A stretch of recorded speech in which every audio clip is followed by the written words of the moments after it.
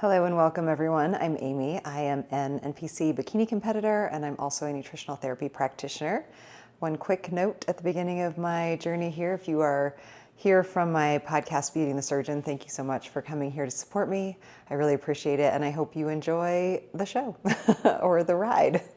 So as I said, I am a bikini competitor. I am in prep right now. My prep just started. I am getting ready for probably 3 shows this year is kind of my initial goal. That might change as time goes on, but I'm sitting right now about 15, 16 weeks out. And yeah, I'm just excited to share the journey. You know, I love bodybuilding. I love competing.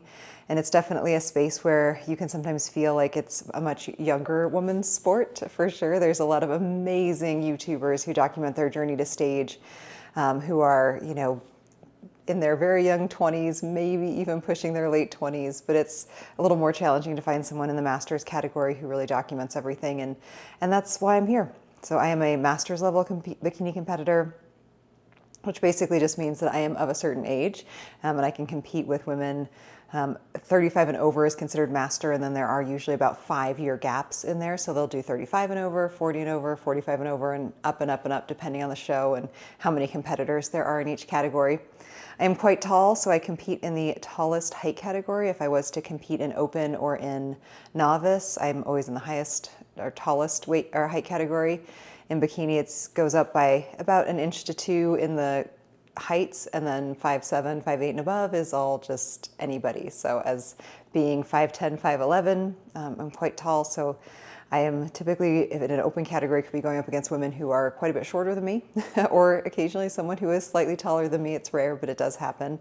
There are some amazing IFB bikini pros that are, you know, close to 6 foot. So it does happen. Although you will see most bikini competitors, when you see them in real life, as big and muscular as they look on stage. When you see them in person, they're like 5'1" and weigh 97 pounds. So they can be quite petite in life.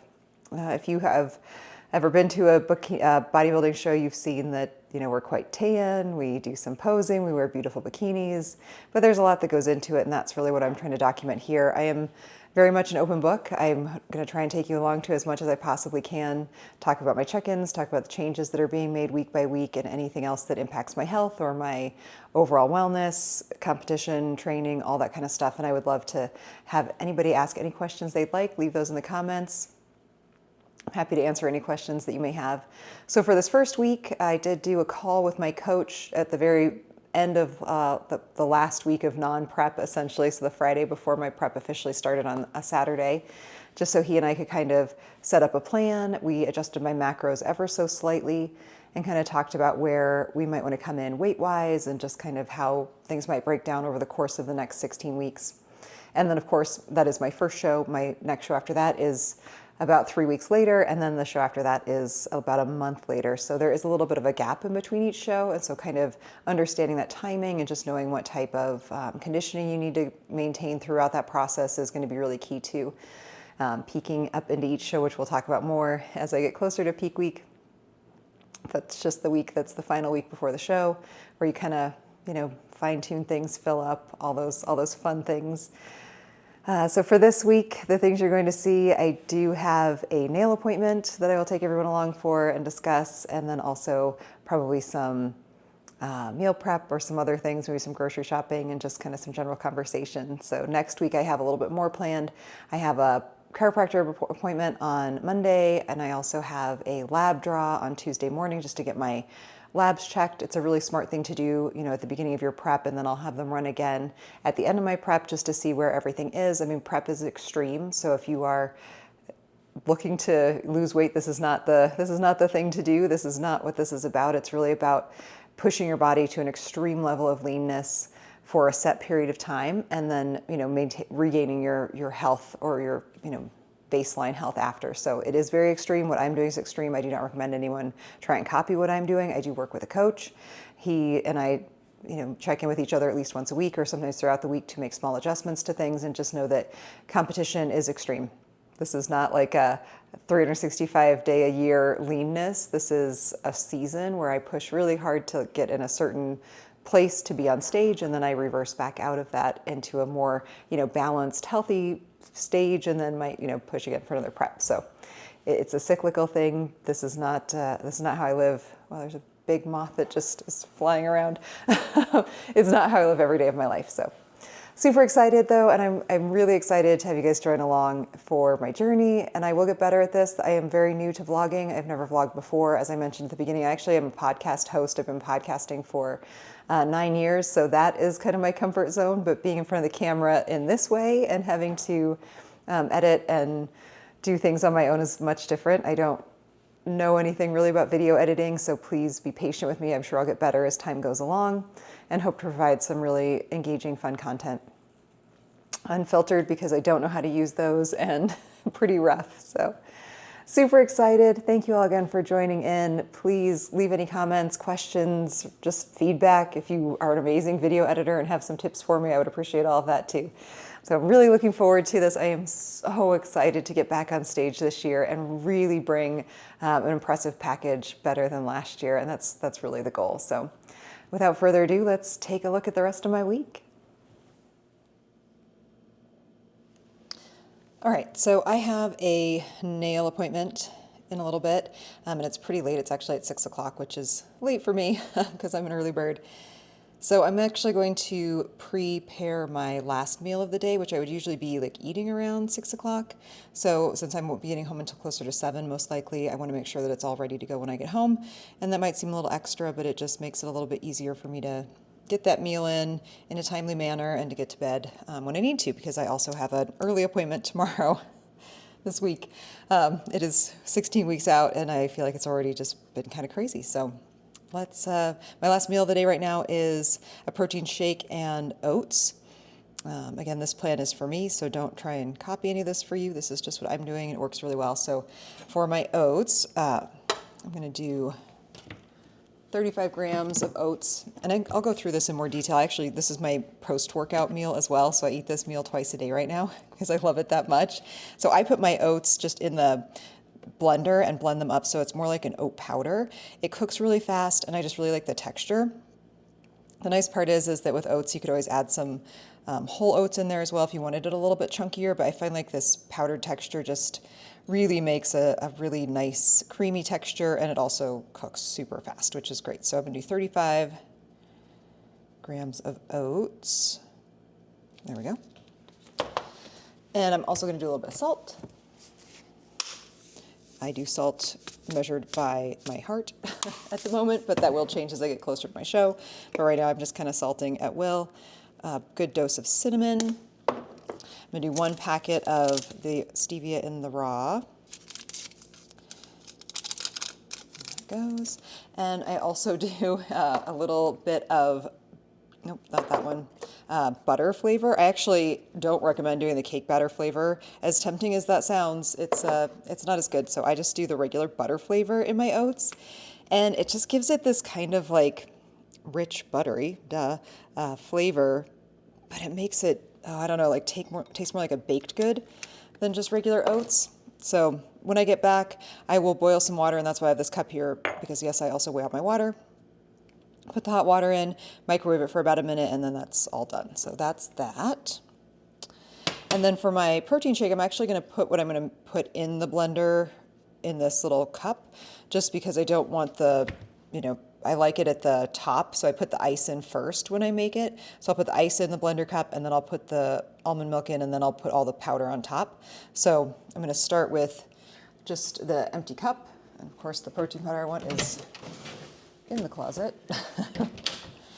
So I'm going to do this protein powder that I'm using is a chocolate protein powder, and it is per scoop is supposed to be 32.5 grams. So I'm going to try and aim for 31 or 32. Since it's 32.5, we'll kind of aim for in the middle. Almost there. Not quite. Perfect. So that's 31. So we'll just call that good. I'm also going to put a little bit of psyllium fiber in. I do this in my nighttime shake. I do the powdered psyllium husk and not the hulls. They just blend really nicely. And again, kind of starting to see a pattern here that I'm weird about texture. So about 10 grams of that. It's a little bit less than 10 grams. Perfect. So that's all ready to go too. So when I get home, I will put the ice and I'll do about 480 grams of ice, 50 grams of frozen strawberries, and I'll put this on top, put about 75 grams of almond milk and a little splash of water and blend that up. So that all just took a few seconds, but like I said, when I get home from my nail appointment, it'll be a little bit later, and I just want to be able to just put the water and the oats, put this in the blender, and just be done for the night. So I am on my way to my nail appointment. I thought I would record a little, but it's really windy, so I might not record much at all. But it is a beautiful afternoon, and I'm excited because I recently switched from doing dip manicures to doing this Gel X. And the Gel X, I really have liked so much better. It just is thinner and lighter on the nails, and really love it, but it's going to be a little different because they don't take it off each time. I think they just fill it. So I'm really interested to see how a fill for the gel nails goes. And I will hopefully have some time-lapse footage to show what the fill is like. And yes, I do always wear a giant big hat when I'm out walking because skin cancer. So gotta protect my very pale skin from the sun. So as it turns out, I was completely wrong about the gel not needing to be removed. It does, but it was really fast. So unlike a dip manicure where they have to soak your nails in acetone and then still try to like Dremel them off, this was super simple and super easy. She just did a quick Dremel on each side. They came off really easily with no pain and no need to soak, which is great. Really gentle. She's such an amazing nail tech, but I've been so impressed with just the gel nails. They lasted a really long time. I made it 3 weeks from my first manicure, and she just did a little additional kind of cleaning up around the edges just to make sure everything was nice and smooth. And then this was the actual gel application. So you go back and forth, gel. This is just building up the base. And then into the light. And I was actually incorrect. It's not Gel X. These are just regular, like hard gel. Gel X means that you have tips, which I do not. These are my natural length of nails. And you'll see that she actually brings them down a little bit shorter. So cleans them all up. And this is, the gel has set. So she does a little cleanup. I like my nails really, really short. I work in a medical practice, so I wash my hands a lot and I need my nails to be short. And just in general, I like short nails for lifting also. If they get long, they start driving me crazy at the gym and just in life. So she did a really nice job shortening them for me, getting everything nicely cleaned up, came back in and kind of just roughed up that shiny gel surface so that the polish or the color will stick really well, and sends me to do a quick wash. So you kind of scrub them off. She came back and cleaned up my cuticles beautifully, which was so nice. She's really just such an amazing, if you're in my area and you want a recommendation for a nail tech, she's just incredible. Base coat, just like from here on out, it's kind of just like regular gel. So she does the base coat, puts the color on, back and forth, in and out of the light again. But it's so fast. And if you've had dip, you know that it's really thick, and it takes a long time to set sometimes, and this was it was super fast. And then the very last step, you see that little red bottle in the bottom left-hand corner. That is the matte top. So after she did 2 coats of the black, and matte black is my favorite. I've tried to switch, and I always come back. Then she just does a quick top coat with the matte color, or the matte finish, I guess, matte finish, and that's it. And it's done, and you're good to go. And like I said, they lasted as long as dip, if not longer, and looking even better, which I'm a huge fan. I'm a fan. One last little cleanup and I was done.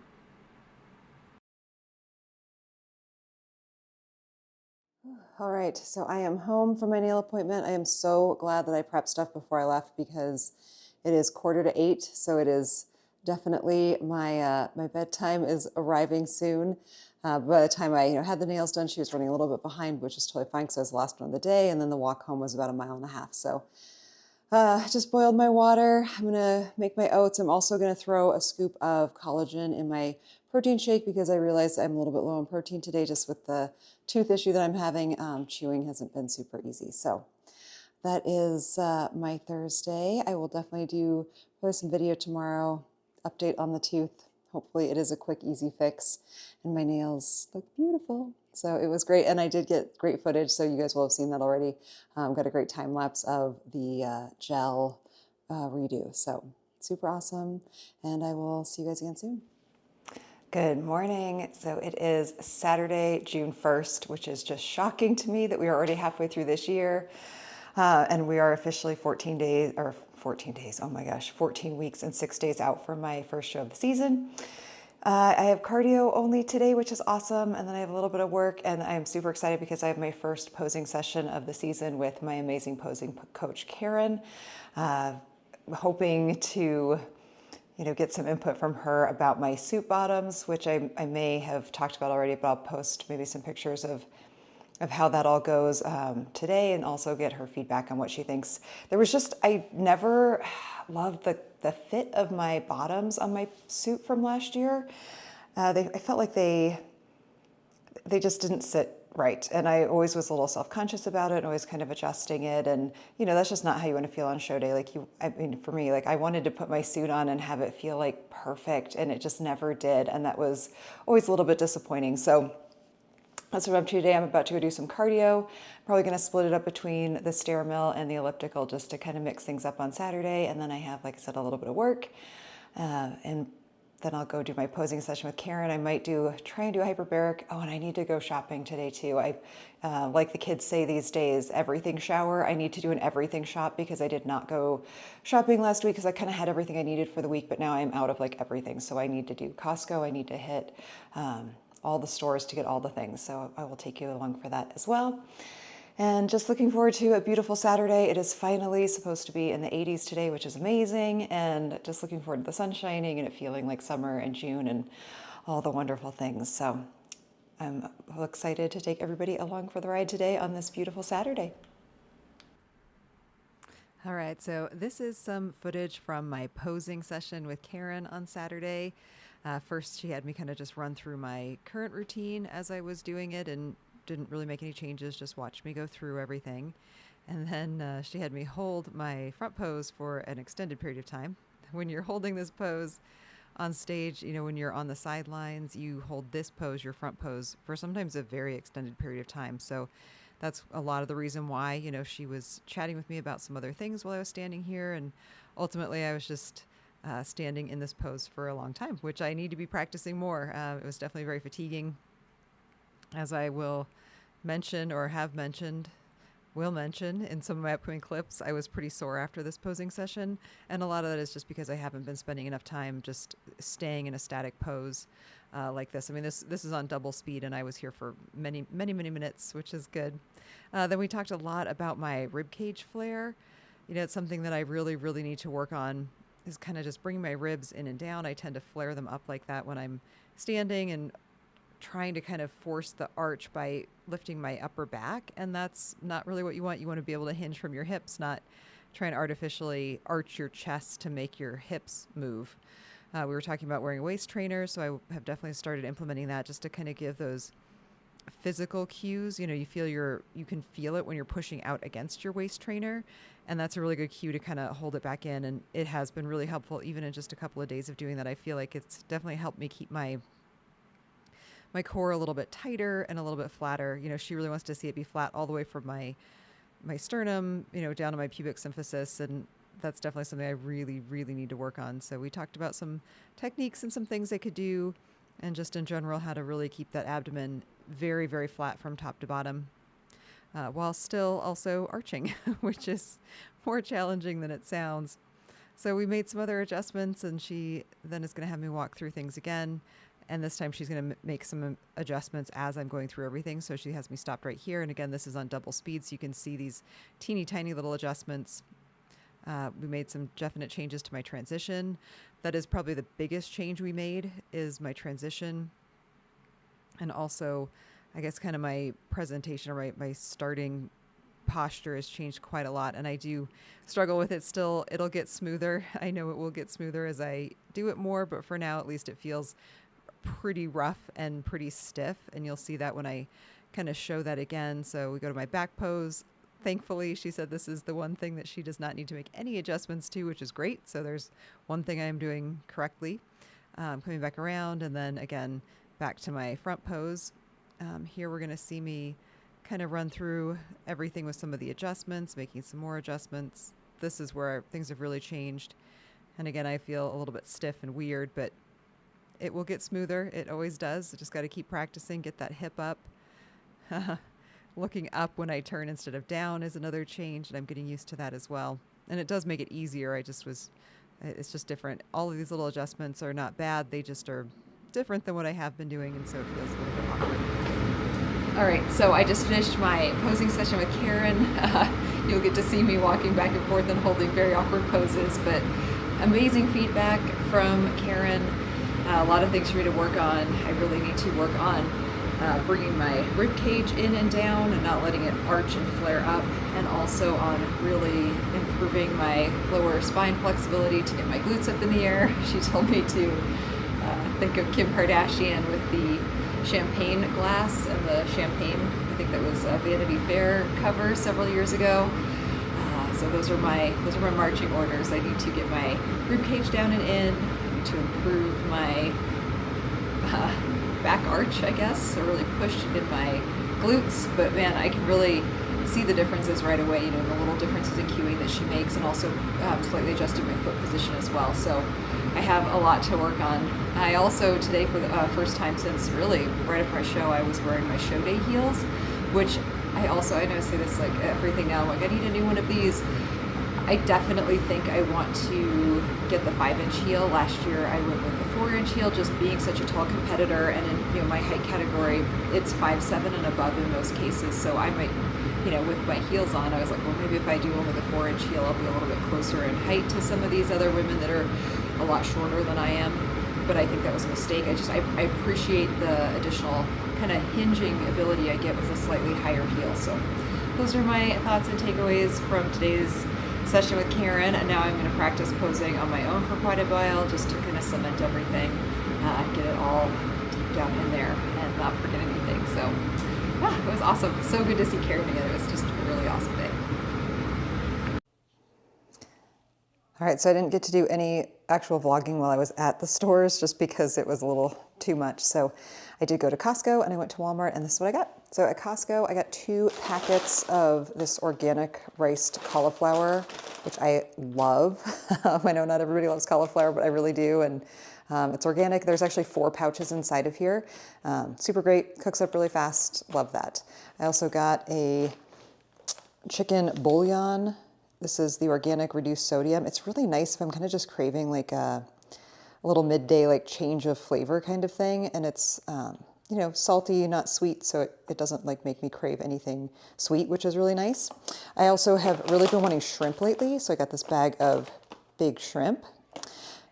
That's all I got. Oh, and the eggs. I got a thing of egg whites. This was all at Costco. And then at Walmart, I got some sugar-free or unsweetened almond milk that is vanilla, 2 packets of strawberries. And now you're thinking like, why don't I get the organic strawberries at Costco? I do buy the organic blueberries at Costco, but the strawberry bag that they sell is so big. It just takes up so much room in my freezer. And they're also huge berries. So my blender kind of struggles to break them down. And sometimes they're just like too much. Like 1 strawberry is like more grams than I'm looking for sometimes. So these ones from Great Value at Walmart are nice and little, which I know seems counterintuitive, but like those guys. I got a couple of cucumbers. I really wanted zucchini because I've been craving zucchini, but the zucchini looked really kind of mess. So I'll probably hit up Whole Foods or Vitamin Cottage tomorrow to get some more fresh produce, but what they had at Walmart was just not really doing it for me, or at Costco. So I got some lemons, a couple of avocados, and then they actually had these Alani super greens marked down to like less than half price. So I got a couple of those. I like to mix up the greens that I take just to kind of get a, variety of different ingredients in my greens. I do that pre-workout. Some micronutrients and just, yeah, I like to get the brand name is escaping me. You'll see that when I show you what I make for my pre-workout. But either way, I thought these would be nice to kind of mix up. Just got 2 of them. I got some fat-free cheddar. I prefer the fat-free mozzarella, but they were out. Also got some mouthwash.